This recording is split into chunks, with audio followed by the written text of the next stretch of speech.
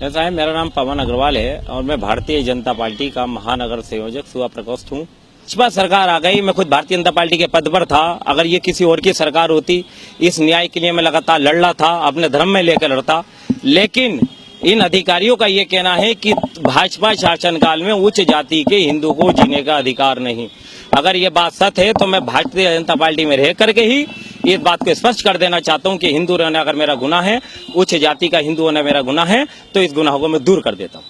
तो क्या फैसला लिया आप? ये फैसला लिया, मैं इस्लाम धर्म अपनाऊंगा। आज जो ये चोला भारतीय जनता पार्टी का, ये तो मेरे गले में हमेशा रहेगा।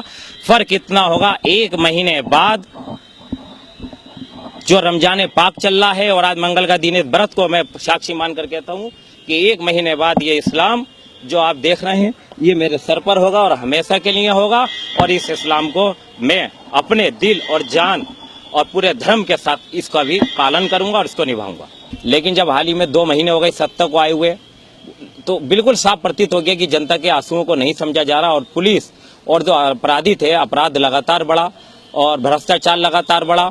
इसकी जब आवाज उठाई गई, मैंने अपनी बात माननीय योगी आदित्यनाथ जी तक पहुंचाई और दिन में नहीं तो 20-20 मैंने ट्वीट भी करे, लिखित में भी दी। तो कुल मिलाकर एक रिजल्ट 2 महीने के अंदर इतना सामने आया कि जो आपराधिक अधिकारी थे उनको मिलाईदार पोस्टें दी गईं, उनको प्रोत्साहन दिया गया। और यहाँ तक कि भाजपा के नेताओं की और कार्यकर्ताओं की जो बेकदरी हो रही है, जो लगातार पिटाई हो रही है, शासन के अंदर अपराध बढ़ रहे हैं, उससे स्पष्ट हो चुका है कि भाजपा शासनकाल के अंदर अब भाजपाइयों का और भारतीय जनता पार्टी के कार्यकर्ताओं का लगातार उत्पीड़न बढ़ रहा है।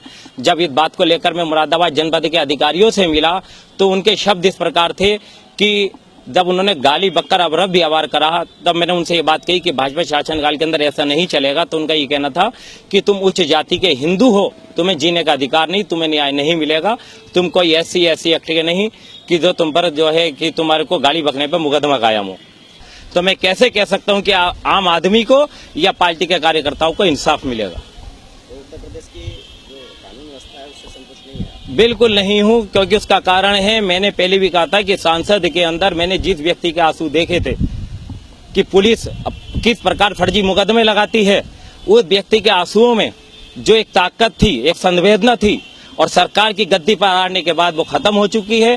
आम जनता के आंसू नहीं नजर आ रहे हैं और पार्टी कार्यकर्ताओं के आंसू नजर नहीं आ रहे हैं।